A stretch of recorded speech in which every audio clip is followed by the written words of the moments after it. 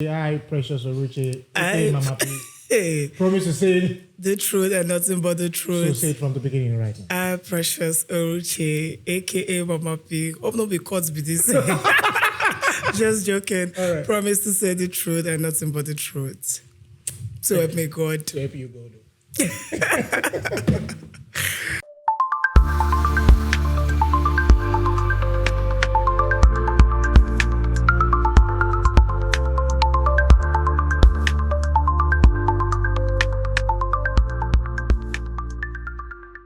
5 years of EndSARS, majorly October 20th, 2020. It was a day that Nigerians will never forget. The question still begged, who made the call? But the fact is, before October 2020, the call for EndSARS has been on the front burner with the likes of Segun Awosoya, formerly called, fondly called Sega Links. But 2020 made a difference because it was also the year of COVID-19. So there were a lot of pressure on why Nigerians were not getting what they wanted. And that day, October 3rd, 2020, when a policeman actually shot at a man in Delta State, now became a biggie because at the end of the day, protests now started springing forth in different parts of the country, from Delta State to Edo to Ogun to Lagos. Lagos now became the epicenter of these particular protests 5 years ago. But there were people who were in different parts of the state, of the country rather, who were making things happen. One of those persons, of course, was in Edo State. That was where majority of us started noticing, okay, who exactly is this woman? Who exactly is this lady? Her name is Precious Oruche, fondly called AKA MamaPee. She's here live to speak her truth and nothing but the truth. MamaPee. Hi. How you doing? I'm so fine. Thank you so much. And you? I'm excellent. And I'm going to say you smell very nice, though. Thank you. I'm competing with Opeyemi. See, I'm confused. You know they ever take anything. Okay, so but let's get into it. 5 years. Some say it's 5 years of silence. Yes. Some say it's 5 years of not getting justice that is actually due to the victims of whoever got caught up in that menace. October 20th, 2020. A day we will not forget. A day Nigerians will never forget. Yes. But I want to first get your perspective to it. While we backtrack to EndSARS, there were people before October 20th, there were people who, 2020, there were people who were already fighting for it. But I just want to get your own perspective to it first. October 20th, 2020, how it came about. What that stuff changed in your mindset as a Nigerian? And what do you think the lessons that we learned from it? Okay. For me, right? Yeah. The EndSARS protest came from pain. The youths were tired of intimidation. The police, as at then and even now, were intimidating the youths to the extent that they lost their voice. You know, we had done series of protests for those that had been killed by the police. But it looked as if nobody was listening. I remember I was part of the Justice for Collar, that scholar guy that was shot by a police officer in Lagos. Yeah. I think a drunk police officer. Yeah. So killings of youths were normal. So EndSARS came from a place of tiredness. We were just tired of the norm, which is killing of Nigerian youths.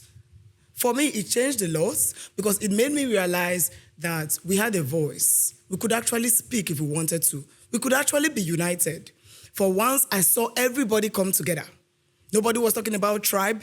Nobody was talking about religion. Nobody was talking about, their various faiths. Everybody was just interested in justice. And we achieved a lot. Even if our demands were not met, trust me, we did achieve a lot. For people like me, for someone like me, I'd say that's when my spirit woke up to realize that, man, you're not going to stop talking. This talk where they don't make you start to talk is going to last forever. You actually can talk. It's just like a deaf or a dumb person realizing I can speak, magically. You just begin to love the idea of talking, So that's it. EndSARS came from a place of pain, from a place of worry, from a place of tiredness. I wouldn't say hopelessness, because the last hope we had, we used it to come outside. Yes, and though the demands were not met, it's brewed some of us into what we are today. Okay, so I wanted to ask, if you look at that EndSARS and look at the demands that that the Nigerian youth actually put forward, you look at the 5 demands: good welfare for the police officers themselves, demanding for the victims of compensated police brutality to be Yes. compensated, those 5 demands. But if you remember vividly, the government was also saying us at the time, we need a frontliner. We need somebody who is going to come to the front and sit with the government. If a frontliner comes, they will bribe the frontliner. If the Nigerian government tells you good morning, you need to check your time to be sure it's morning. 99% of the things they say are lies. They need a frontliner because they need someone to arrest. Or they need a frontliner because they need someone to bribe. The Nigerian government does not say anything to better the lives of the people. So there was no leader. There was no leader. So I'm cutting you short, not for anything, because you're looking like you believe the Nigerian government. Woe unto that person that believes the Nigerian government. If you say woe unto the person who believes in Nigerian government, Yes. the first thing first is the fact that the two of us are sitting down here because to some level, even if you say you don't believe it, Yes. to some level,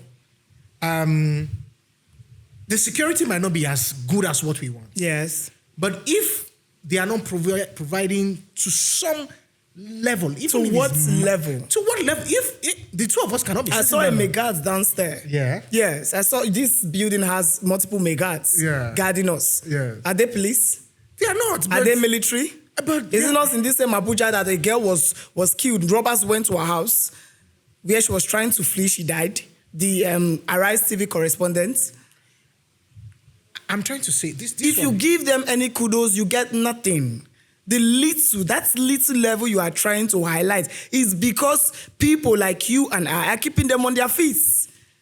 The moment you say to some level, that little you are looking at, we go.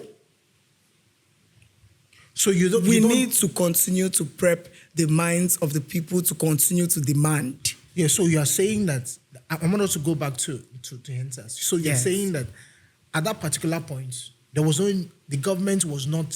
government calling for a frontliner was practically saying, "Come, we just want to have you for having sake, nothing to." What we were demanding for did not need a frontliner.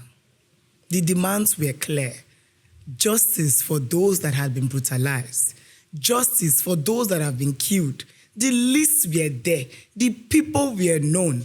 Reform the police. Go and reform. Go and do your thing. Don't bother us. This is what we are demanding. You didn't need a frontliner to reform the police. Let's talk about your own experience back in Edo State. Yes. How was it like? Because I remember that was the time. I think you. There were had seeing- been multiple cases of police brutality. They know they take I see Edo youths. Our youths are stubborn. Edo people are naturally stubborn people. So you would oftentimes mistake them for one thing or that. But if you dig deep, just an innocent young man living his life, You know, we had barbers that were beaten up because they were carrying dread. You know, we had so many cases of brutality in Edo State. Young men were scared to come outside. Even young women were scared to come outside to buy foods daytime. Nines, they have to come out in crowd so that they are not brutalized. Or even if they are brutalized, somebody will have to witness, somebody will be able to witness or, you know, record. It was bad in Edo State as at then. It was so bad. The Edo youth suffered brutality the most. Check internet.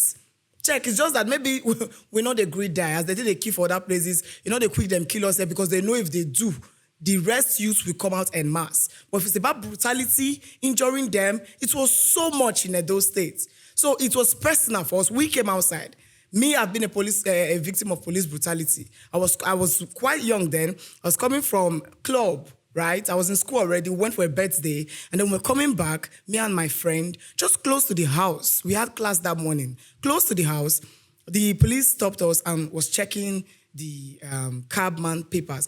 You know, held us long because the man refused to give him money. Like, Ogana morning, I don't get money, something like that. And then we're like, let's just walk. My friend said, let's just walk to the house. We're already close to there. We have class that morning. And I saw the way the policeman was harassing the cab driver because the cab driver was a stutterer. So the moment he say, you know, okay, give me this, okay. So I felt I couldn't leave. It's been in me to always want to stand against oppression.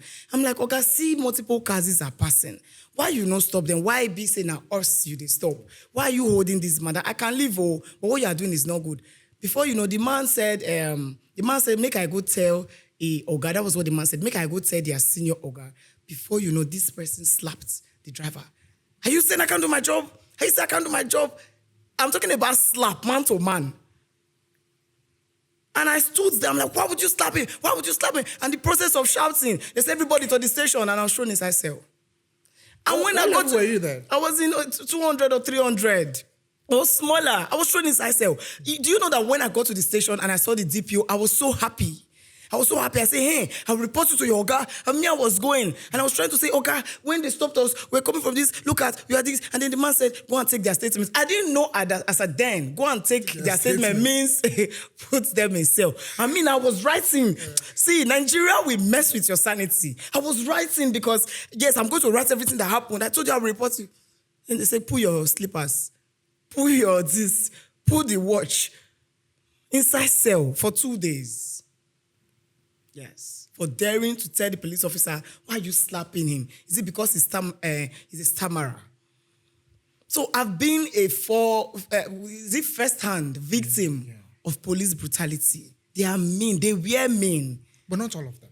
Not all of them. We had good people. There's always good and bad in any organization. Yeah. We had good people too, but to an extent, the corrupt ones were just too much. So in Benin, it was actually personal to us. Do you think that, as at that time, there were people who hijacked the process? I'd say at the later end. Okay. I'd say at the later end, yes. And don't you think that hijacking was actually what caused the mayhem that we saw all over the country? Correct. Do you think that as at that point, it was good for the Nigerian youths to now say, okay, we want to have a proper discussion with the government of the day? Because it was looking like nobody was listening to anybody, both the government and the youth. Everybody was just on rampage. Nepal went to protest, and then the prime minister resigned. I think he fled the country, right? Yeah. The whole reforms that they requested for, they saw it online. The apps that were banned, Facebook and the rest that made the Gen Z protest, was called back. The bans were lifted. I feel that what we were requesting for was what the government could have done without needing a frontliner, without needing us at the table. Do you think the governments don't know what to do to bring peace and stability to Nigeria? Do you ever think that the government don't know what to do? Do you sit down and think that they don't know what to do? They know what to do. They know what to do. They just don't want to do it. They are looking for reasons not to do it. And one of those reasons is we had no frontliner. You didn't need a frontliner. After all, okay, at the end of the day, a panel was set up, right? A panel was set up. Yeah. some persons, I was in the panel, Edo State Judicial Panel of Inquiry, EndSARS. I was there. We saw the victims. We did our investigations. What happened after the inquiry? What did the government do? I think for Lagos State, it was a bit different. There was nothing in Edo State. We gave Obaseki the whole report and everything, the then governor of Edo State. He did nothing. 1 year later, we went there to remind him, you've still not done anything to these people. The reports were there, evidence were there. People that were killed by the Nigerian police that never came on the internet. Are you aware that the Nigerian police were also killed at the time? Of course. Everybody, it was a panel for both the victims, both the citizens and the police. It was a panel for everybody that had been involved in one brutality or another. Reports were submitted and nothing was done. At that point, you would have been able to call us frontliners because we were there. Was anything done? That now brings me back to what I was saying, that the government does not need frontliner, any form of frontliner to do what is right. Do you understand? When I talk, it looks as if I'm shouting. I don't know if I'm the only person that knows these people. They don't just want to do right by us. We were there. I was there. I was a member. I was the only young girl in the Edo State panel. Nothing was done at the end of the day. The other day I was cleaning my house. I saw some of the files. There are some stories you read there. I think I'm going to publish 1 or 2 now. There are some stories you read there. You shake your head. You lose hope for Nigeria. There are some stories we investigated. Some days I leave the panel depressed. I get home crying. When you sit back and think of what you just heard, you will not be able to believe that the police that were mandated, given the duty to protect us, actually did this. They did so much evil. The Nigerian police has done so much evil.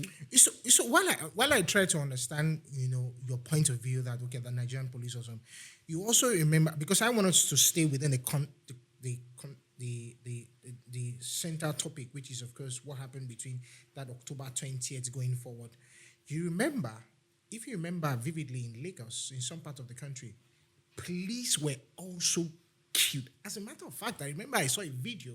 I think it was in Orile Gomu police station. Maybe it was the DPO. It was actually caught, diced. And so I'm saying that while we're also saying, the people were victims, police also had something to hold on to that. Well, we're trying to protect, but some persons don't even see this part of us, and they still brutalized us. Was the police killed before the EndSARS or after the EndSARS or during the EndSARS? It was during the EndSARS, I'm saying. People were reacting to their pain. You don't beat a child and tell the child not to cry or how to cry. As much as I don't support brutality on the police, killings of anyone, I don't support it. I would always speak against it. I spoke against it even during the EndSARS. But that happened because the government refused to heed the cry of the masses. If the government had responded to the earlier cries of the masses to fix the brutality happening in the country, I'm not sure it would have gotten to that point where citizens are now butchering police. At that point, if I will use pidgin, I will say blood don't enter citizens' head. They don't tire. In fact, I won't even be surprised if the people that butcher those police officers were from government officials. Something to just discredit the protest. Because genuine protesters didn't do that. Yes. I remember that. Okay, let me ask this question. Do you think that you want to go back to the current governor of Edo State and table that matter again? If I have the opportunity, of course I will. Those people deserve justice. Have you ever thought about it? I've not. I've thought about it. We raised it up in our panel group at some point, I think they are planning to do something like this. I don't know if they did it this October, because almost every October we try to bring it up again, go to the government house and see if we can have a meeting to get justice for these people. This current October now, I was involved in the End Nnamdi Kanu protest, and so I didn't follow up. So I'm sure that they would have done that. If they haven't, I'd gladly do it myself. Let's talk about this Nnamdi Kanu protest. Yes. I saw you. And I wanted to ask you, on what basis are you actually Are you actually protesting for Nnamdi Kanu to be released? On what basis? On the basis that a court of appeal ruled in his favor at some point. About 2 courts have said release Nnamdi Kanu. In fact, I think 2 international courts also. One awarded him $1 billion, the other one about 500 million. They've said release this man. You understand? And then the government is holding on to him. Why? In fact, the one that pains me the most, the reason I was involved this time is because I saw on the internet where the government did meetings with bandits. Bandits were literally, insecurity was addressing security. In Nigeria, 2025, broad daylight. Okay. They came with their RPGs and all their ammunition. Now, if you can hold meetings with bandits, so should be for them. Because if you check the internet, you see where they wore them whites and whites, natives, and say that this set of bandits have been reformed and will be sent back into the society that they terrorized. If you can do all that for known terrorists, why are you holding on to one man who only had agitations? Is agitation a crime? So when you say he only had agitations, yes. I remember that I was in Lagos and I remember that I saw the videos that they posted. I heard the voices. He was basically saying, go to these places and cause mayhem, beat people, spoil this, spoil that. That is one that is deliberately saying, go and cause mayhem. It's not like stylishly do it. It's practically telling his people, go and cause mayhem. And I think that, to a large extent, that's also caused what happened during EndSARS. But let me also take you, I want you to just oppose this. Yes, I know that the courts of appeal said, okay, release them. Remember, when the matter got to the Supreme Court said, go back. Because there are some questions that Nnamdi Kanu need to answer. The voice, at the time, they were saying that the voice notes were not true. Okay. When they're saying that, but after verifying that the voice notes were true, the videos were true, the Supreme Court said, go back. You have some questions to answer. Remember, Nnamdi Kanu himself said Justice Binta Nyako is being biased. So they pleaded, okay, he should be taken. He's not the first person that has said that. He should be taken off the case. Of course he was. Now we have Justice Omotosho. Justice Omotosho is saying, okay, you have some questions to answer due to the fact that you said X, Y, Z.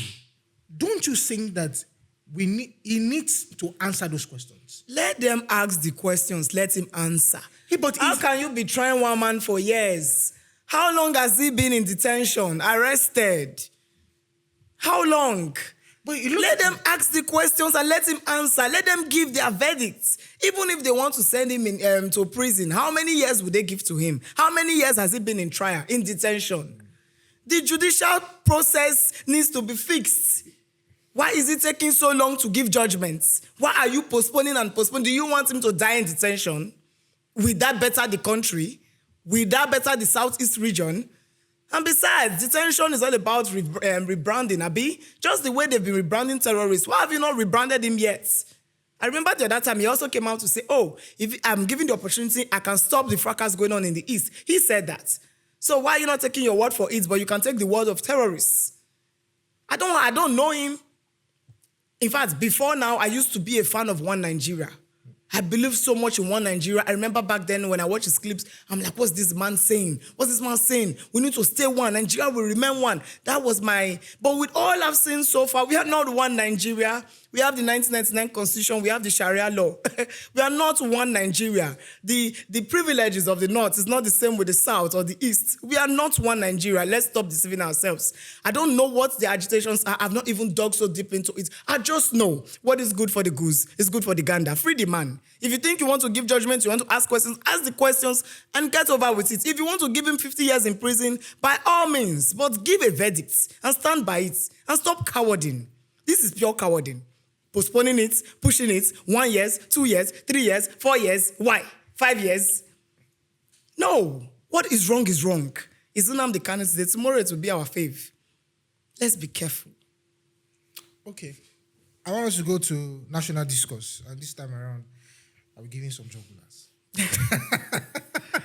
Oh my God. Some persons have said, MamaPee, you are paid to do what you're doing. You know, you are paid to disrupt, to blackmail the politicians who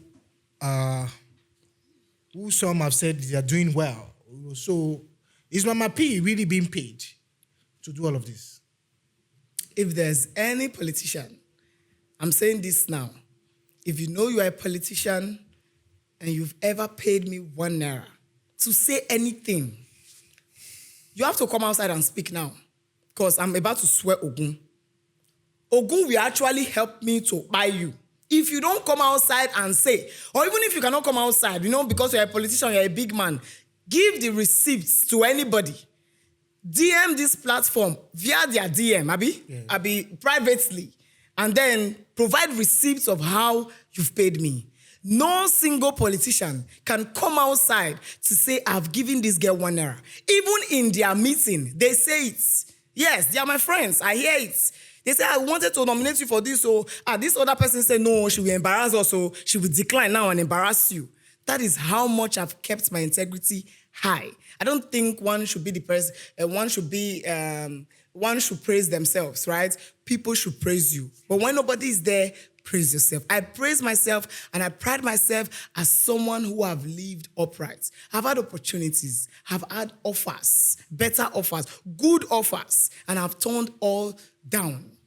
So when I see it on the internet and they say, oh, she's been paid by politicians to bring other politicians down, I just laugh. I honestly just laugh. I just see them as, people with Stockholm syndrome, people that love their abusers, their slave masters. They love people who cause them pain. Yes, I pity them. Nigerians have suffered so much, they don't even know what it means to enjoy. So I see myself as, what would I call it now? I see myself as, I don't know the right word to use, but that one person that is sacrifice. Maybe when the chips are on the last days, they will see the reason for the things. I'm trying to get it right. When somebody is, I see myself as person when you just carry yourself as sacrifice. Say make I use myself to expose who this person be. And when the person is finally exposed, people will say, oh, not true. Oh. But then the sacrifice would have been dead. Does that make sense? Yes, I understand what you're saying. Yes. So no politician can come outside to say they've paid me 1 naira. They've ever induced me. I don't be induced with the word. Yeah, they've ever induced me, or nobody can indict me with anything. Whatever I do because I'm convinced. I act on my convictions and I act to the fullest. And if you are whoever is intelligent can look deep and see that this woman is just doing what she loves. I'm sure the way I sound online, that's the way I sound here. Always hyper, always loud, wanting to just put it out there to your face. Right? You see it. I see you. I see you. I see you. Okay, so this is another thing I want us to look at. There was one issue that also became like a controversy issue. Okay. And that was, come back to some of the things. Yes, it's a joke. Okay. No, there's one jugular I want to take, but don't let me take that jugular yet. But you remember the case of you and the current Labour Party chairman? Okay. You remember? Is it a jugular? It's not a jugular. It's just, bring it on. Bring it on. Yes. Okay. You remember that case? Yes. What really happened? Okay, let me calm down. I think I've been hyper all day. Okay, so when I spoke to him at the airport, already he had been looking at me, right? It's easy to recognize me with my headgear. So people, they look at me, but is that not my mind? Is that not Labour Party Chairman. former chairman. No, he's not the chairman. He's the former He's chairman. still chairman. No, Okay. he's the former chairman. He's still the chairman. No, according to the INEC. no, not according to INEC. INEC, he's still. Is INEC higher than the courts? No, he's still the one. The Supreme Court already said his tenure has expired. No, MamaPee. Should we Google? MamaPee. Should we Google? I don't need to Google. No, I'm telling you what the court No, said. I don't need to The Google. courts are number one. No, I don't need to Google. The court already said that this person. MamaPee, would you listen to me? No. Let me. No. On this Your matter. no cannot overpower my no. On this matter, let me tell you. He's not the chairman. If you go to the INEC, now. Yes. So, if peradventure they are to go to INEC is supposed to have a meeting. Yes. The party chairman. Yes. As a matter of fact, the only person. And that this can, is me telling you now. the that only it's person. like, The only this person. is That, no. The only person that is can me. go. The No. only person that can represent Labour Party. Usman now. Nenadi is the real chairman right now. Even the courts, when it came to the courts, The court never expressly the court said. said. No, he his never tenure- expressed. No. Are you aware his tenure has expired? No. The court never expressly said. What did the court say? The court said, go and solve your issues. No. But He's not. Oh yeah, let's go. That's why ChatGPT is there. No, I don't need to What go did to the court? church. No, we need to so that people are aware. No, I don't need to go to No, court. see, you know, I don't need to go think to one of the Google. problems we have in Nigeria is that we don't research. We don't pay attention to details. I think it's a big problem. Even the youth don't even know what's going on. So every opportunity where we have to educate them, let's educate them. Now, The courts already said that this man's tenure has expired and is no longer the Labour Party chairman. Okay, so while I understand where you're coming from, now I'm telling you that what the court said eventually was that Okay. go back, Labour Party, go back and solve your issues. Because in the first place, the Federal High Court that entertained that matter, Okay. the Supreme Court is saying that the Federal High Court is not supposed, the court is not supposed to entertain the matter. Now go back and go and solve your issues. I'm trying to Google. I want to read it for you. That's why I'm saying that, okay, let me also ask you, who is at the Labour Party headquarters? Who is currently there? That is why we are saying that governments have interference in the fracas happening in Labour Party. How can your tenure as chairman elapse and you will not leave? And the court says your tenure has elapsed and you are still there? But what has the government Is that has to not do? contempt? No, what has the government got to do with Labour Because Party? he's been backed up. How? How is he not backed up? Can you Can provide your evidence? tenure... Can you provide evidence? Do we need to provide evidence? Yes, of course. We are not fools. We see these things. No. MamaPee, no, No, MamaPee. hold on. MamaPee, no. Now explain to me how. Hold on now. All Hold right, on. I'm listening. Hold I'm on. listening. Explain to me Okay. how your tenure has expired Okay. as chairman. There's a slated time for you to be chairman. Okay. Abi, it has expired and you have refused to leave. You still identify as chairman, even when the courts have said you are no longer chairman. Okay. Now, in a sane society, are you not supposed to be held in contempt? I'm not a lawyer, but educates me. Okay. Someone's tenure has expired, and then the court it became an issue that got to the courts, and the courts made it clear that your tenure has expired. Are you not now supposed to leave? Okay. I might not be able to give you the specific dates, but I think I understand. So, when the Labour Party had their convention that brought in back. Look at it now. Let me the just- court already, ChatGPT says, No, the court I'm not also following found ChatGPT. it's this because I'm not following- so it doesn't Hold on. look like I'm just speaking No, from no. a place of bias. No, I'm no, speaking from a place of legality. You have said yours. Let me tell you. March 2024, there was a convention that was held in Umuahia. Okay. And that convention brought back, what's his name? Abure. Now, in September of that same year, Who did the convention? there was the deputy. Who did the convention? It Is was it the Labour Party. convention that was organized by Julius Abire? No, Are you not aware that he organizes his own things hold on now. and names Let me- himself? You said we should educate the people. So let me give you. I don't want ChatGPT. Don't worry. I mean, it's something I know. Now, in September of the same year, some persons felt like, okay, because, in that March the deputy governor of Abia State was present, which means that he was actually sanctioned. He was sanctioned by the party structure. So he was there. Was Peter Obi there? Was Peter? Yeah. Was Peter Obi there? Yeah, he was in that too. Are you sure? Yeah, he was. I'll have to check. Yeah, let me check ChatGPT. Yeah, but I don't need you to check ChatGPT. No, we need to set the record straight. So, but some persons felt like, okay, because of the fracas that's been happening in the Labour Party. Okay. So, and because of the back and forth with the likes of Peter Obi and Aisha Yesufu and all of those things.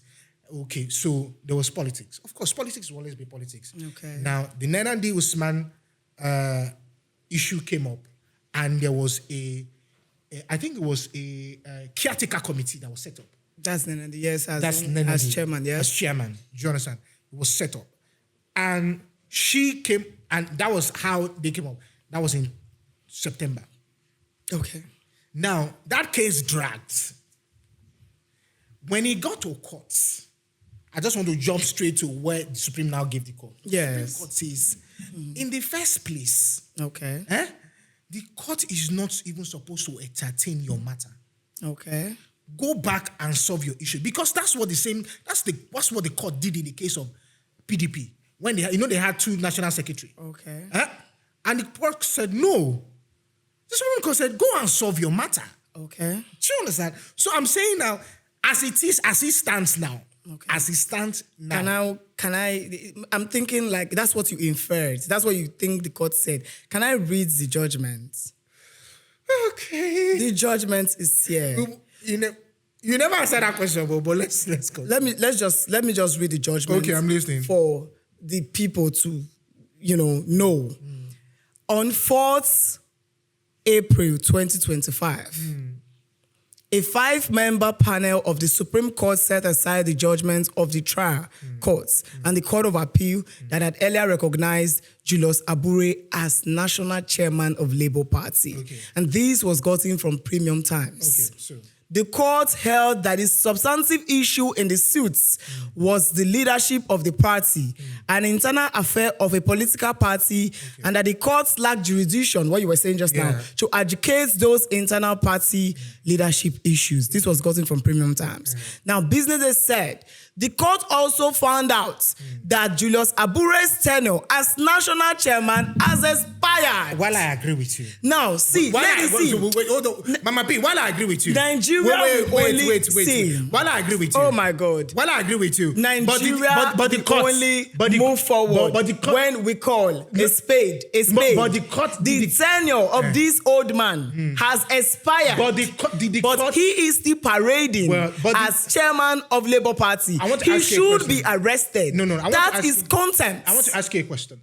But the court say it's not here. What you are saying that the court said is not here. None of this man should be. The party has a right to set up caretaker committee. That's why they say go back and settle your matter. The party now set up a caretaker committee, which recognizes Usman and Nadi. While that is still in place. How is it? No. We are checking on. Come on. Are you aware that that's what the former vice presidential candidate of Labour Party? Okay. Is back to the camp of Julius Abure. Anything happening in the camp of Julius Abure is illegal. Are we not aware? Is it that they let them, if the judiciary is useless, let them rule it out. Let them scrap the judiciary. No. Let's not, because nobody respects the courts. No. The courts will say stop this and they will continue. No. And we find a way to defend it. It's what you present to the court. That's what the court And I'm telling you what the court said. It's not about emotions. It's not emotions. It's not about emotions. Life is emotions. I'm saying life is emotions. Yeah. This is not even emotion right now. This is facts. Wait. Your facts still didn't bring to the floor. That I did Chris. Nana Usman. You say Nana Usman is the chairman. You said, the court said that they should go back and handle their crisis. Yes. They went back and set up a caretaker committee. No, even before the court said so. Even before the court, they already said that caretaker committee. Now, the court has upheld whatever they did. Oh, until they settle that matter, we're still here. Okay, let's go. Yes. So let's go back to... Just be aware that Julius Abure is not the chairman of Labour Party. Whatever he's doing, wherever he's funding and pushing him, they will all land in doom. It is what it is because the court has said what it said. Okay. That being said, which I actually just told him that day that if he was aware that he was frustrating millions of Nigerians, that's all I said to him, literally. Are you aware? Well, if nobody will tell you, I will tell you that you are frustrating millions of Nigerians. And I asked him, I said, what are you now doing with the Labour Party? Because by hierarchy now, Labour Party has dropped to number 4. When you say PDP, you say APC, you say ADC. LP now is just nowhere. Yeah. So that was the reason why I asked the question. Okay. And then somebody beside him responded by calling me mad. I didn't know who this young man was. I wasn't talking to him. So he wasn't the one who responded to you? No, it was someone, a guy who I later identified as his brother, John Abure, that said I was mad. I didn't know at that point. And, by impulse, the first response as a Benin woman was, Ogu, they kill you. Why are you calling me mad? Like, who are they? Now you are the turtle. Ogu, they kill you. Like, why would you do that? That was my response. Now, that whole fracas that trended online of me talking to someone, later you see me in that video saying, so you know me, and because the person that said, MamaPee, like you go do this. And so you know me, and they cursed me. I didn't even know who he was at that point. The whole altercation was not with Julius Abure.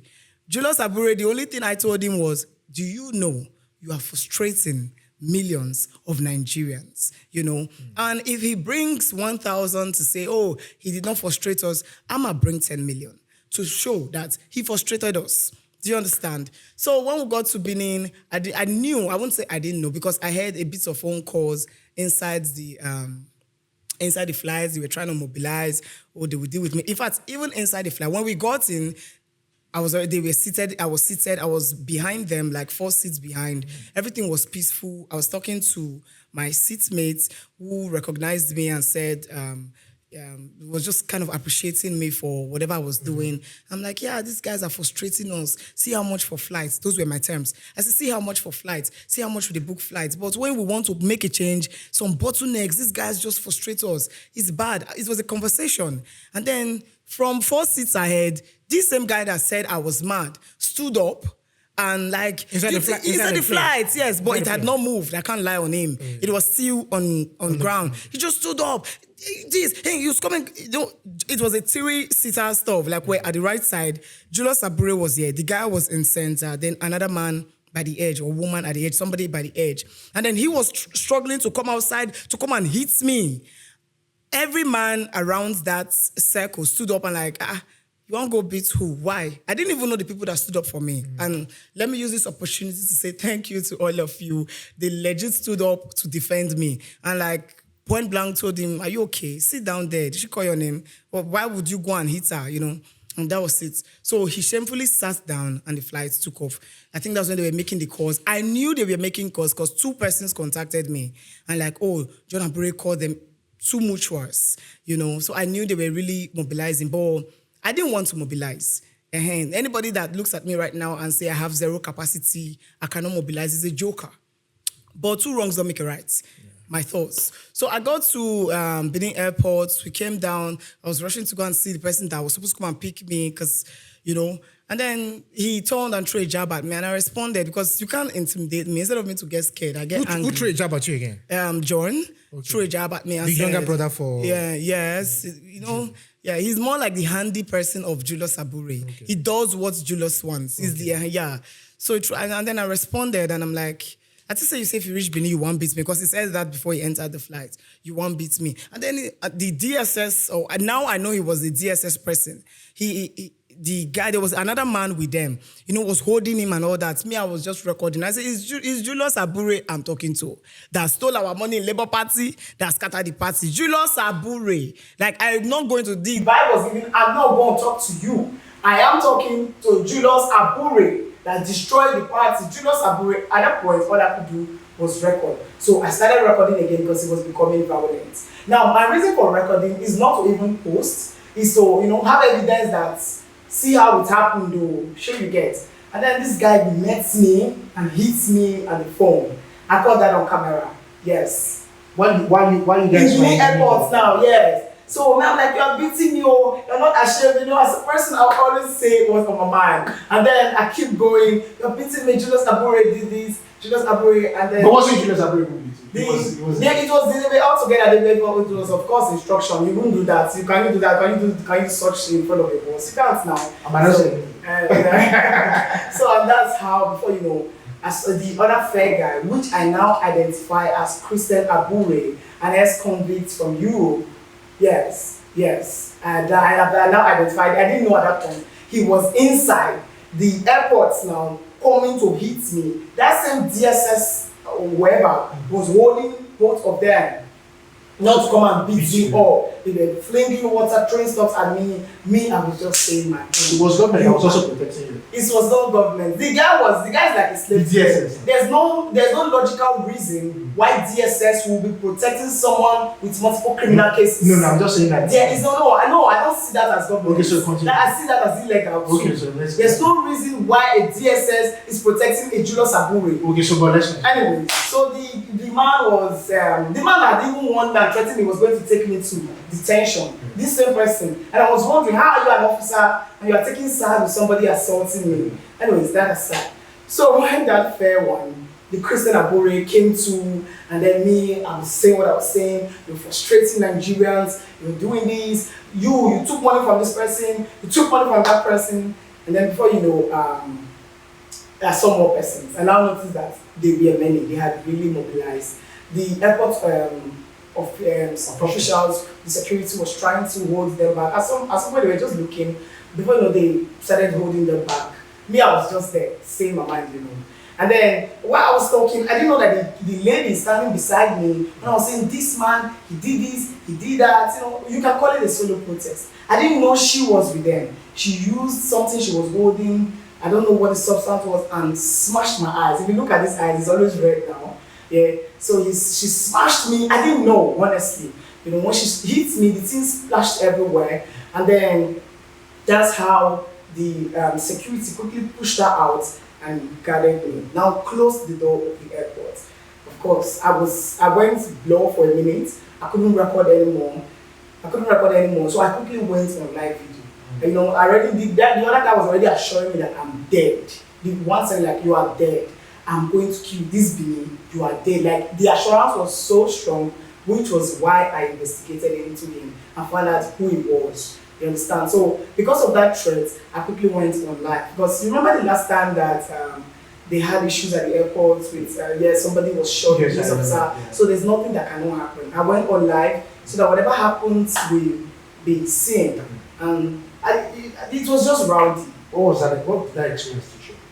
What experience? That experience. What did it teach me? Oh, it told me to speak louder. Okay. Yeah, speak louder. Speak louder. The peace or would I say, well, how do I call it now? No, we cannot get anything on a platter. We are not going to get justice. We are not going to get what we want on a platter. So it just taught me to speak louder. I'll ask you two questions for my close. Okay. First. Oh, sorry, before you ask me that question, that question you asked just now, like, what did it teach me? Why do I feel like you wanted me to say something else? No. I just wanted to know what that experience was like for you. I just wanted to know. Actually, that's what it was. Speak louder. Yeah. Nothing should be telling me. So I just wanted to know. Maybe it was more or less like, okay, I find for some persons, it would have been, oh, I should not have spoken. I should have just kept quiet and numbed the pain. No. Such things propel me. Okay, so that's what I just wanted. So I said I was going to throw a job around. Okay. I've been sweating all through this interview. Right? It's okay. Calm down, Precious. Is Precious or Richie? AKA MamaPee.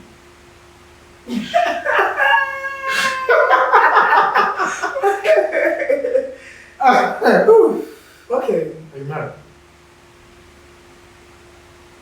I'm not single. Okay. Hold on, hold on.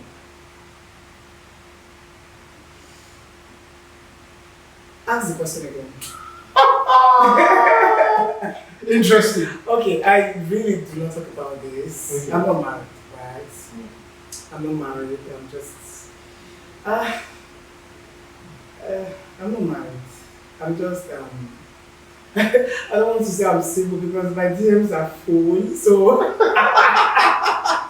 Okay, so if your DMs are full, Yeah, why am I not married? if your DMs are full, I'm very sure there are potentials. Good man. I'm sure I have good man. Oh, take one more than this.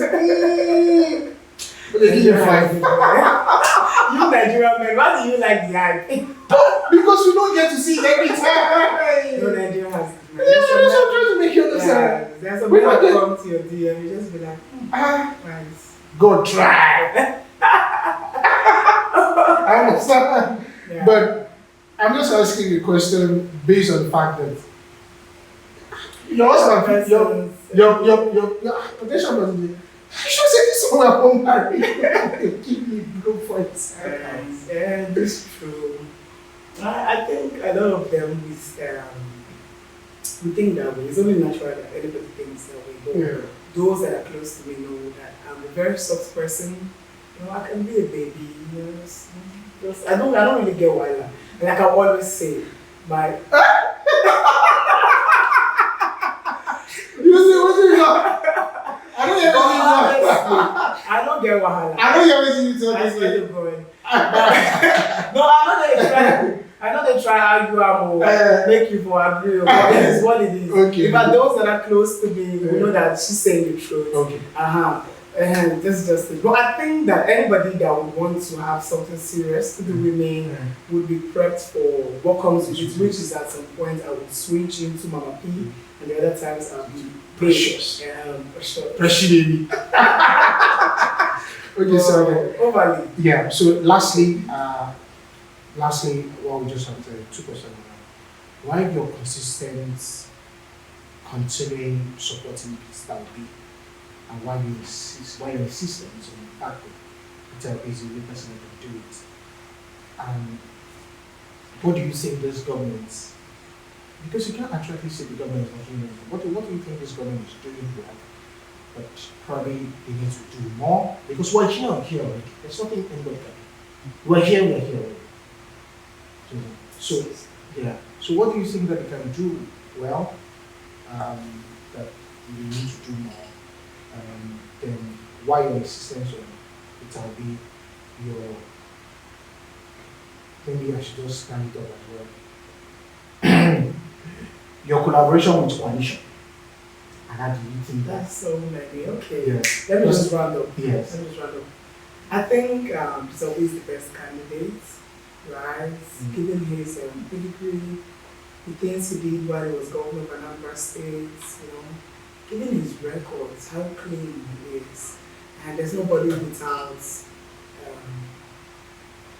a stain. But his stains are not visible. I've not seen any. You've seen, you can tell me, right? Compared to what we've seen from other regular Nigerian politicians, he's just so different. His integrity speaks for itself. The capacity, you know, his humility, the readiness to work, to want to see things work. He's a solution bearer, you know, he's not a talkative. He's just ready to, he only talks when there's solution. He only brings solution. And that's what we need in Nigeria. Somebody who has the energy to work, who has the willingness to work, who has the heart, you know, to respond to the pleas of the people. And so that's why I believe in him, and I'm hoping that someday he'll be given a chance to fix the nation. Nigeria needs fixing. And to me, it's just Peter Obi. I've not seen any other person. For the now, it's just Peter Obi that I believe can fix it. It's simple. The reasons why we love Peter Obi is obvious. It's just that some persons are deliberately, you know, deciding to close their eyes to those reasons. And you know, like they say, you cannot wake someone who's pretending to be asleep. So that being said, for the coalition, they need to realize that Peter Obi is the only reason why they are important. Just the way LP is going into relegation because of the absence but the almost absence of accountability. That's the way they will go into it. In fact, they will go into relegation faster if they don't give accountability tickets. It's all jokes on them if they feel there's anything they can achieve. So you believe there should be a consensus and not a primary? I don't think there's any need for a primary. Obi will not bribe their candidates. Obi will not give shishi to people who are coming to vote in primaries. So why would he go head-on to play the devil's game when he's not ready to be a devil or an accomplice or something like that? Do you understand what I'm saying? So if there's no need, I thought the coalition was coming together to say, you know what, this man has the people. Now let's be the gatekeepers. This man has the votes. Let's help him protect it. Let's help the Nigerian people protect the votes. I actually thought that's what they were going to do. Let's hope that's what they are still going to do. So what do you think this government is doing now? What are they doing well, actually? I really don't see. What are they doing well? They're giving loans. The coastal road. Yeah, of course. They're giving like the coastal road when there are no roads. The old roads are still. No, but they're building roads. They're building infrastructure. They're giving loans to Have you seen anybody that has received loans? And I'm not saying. But they fund. Yeah, they never fund. They never fund. Yeah. Okay. Oh, that's true. Yeah, they give loans. That's true. I've not seen anybody that benefited though. But you see those videos online. Which videos? The videos of students jubilating that. Standards. You see videos like that are fake. No, but in this case, nobody has. No, but nobody has come to debunk it. Nobody has come to debunk it. That's what I'm saying. Actually, nobody has come to. Exactly. So if we cannot as a people say government is not doing anything. Okay. Do you understand? No, we cannot say that. The government actually said he has helped 4,000 women who cesarean operation. Yes, there's. I don't think those things we're supposed to clap for. But it looks as if nobody. I'm not saying clap for them, okay. but at least if they say they are doing it, they are not saying clap for us. Maybe because I'm not saying. These are hearsay. That's how I see them. There are some. No, but there are testimonies of those people. I know you saw it online. Yes, you saw it on ground. Yes, you've seen it on ground. Yes, that's I'm not saying it on ground. No, they are testimonies. Maybe it's because you also want to. No. Another job. Maybe it's because you just want to be biased to do this. No. I can't pray for Tinubu to fail. Praying for Tinubu to fail is praying for me to fail. Exactly. For Nigerian to fail. Right? So I cannot pray for Tinubu to fail. Exactly. It's just that I've not seen. And I hope when you post this, people that have seen will say in the comment section that, I'm among the business people that benefited the grants of SMEs. I'm a student and I got the loan from their phone. I've not seen. If I've seen, what would I like? I'm not saying. But you will not pray for your government. I can't pray for Tinubu to fail. Never. Do you think if Tinubu was doing something right, we would be hating on him? If Tinubu came into power and our lives changed, like significantly changed, do you think people will complain? People will only murmur that, we didn't vote for you, they rigged this election. But then again, they make you continue the work with the endurance small. It's because there's nothing. His government is nothing to write home about. That is why people are complaining. Don't you think so? Yeah, not as much. Is that not as much? I'm the one asking the question, so I'm the one asking the question. But thank you so much. Thank you for coming. It's been an interesting conversation. The next time I come, I promise I'm just going to be quiet. Are you sure? I don't want to argue. I actually came here to argue because I'm just. But thank you so much. Thank you so much. I really appreciate it. Thank you. And thank you for being the first to take the notes. And please, any other person that's coming, do not like this thing. Anyway, I think this thing pushes you to say the truth. Thank you. That's our episode for Speak Your Truths. I was speaking to Precious Oluche, aka MamaPee. You know her on the social media space. She's been using her voice to fight for the oppressed. But one thing must be said. Every Nigerian has a role to play in nation building. Make sure you find yourself doing something that will uplift Nigeria. Government alone cannot do it. We must all come together to do it. Thank you very much. And that's our episode. Bye for now.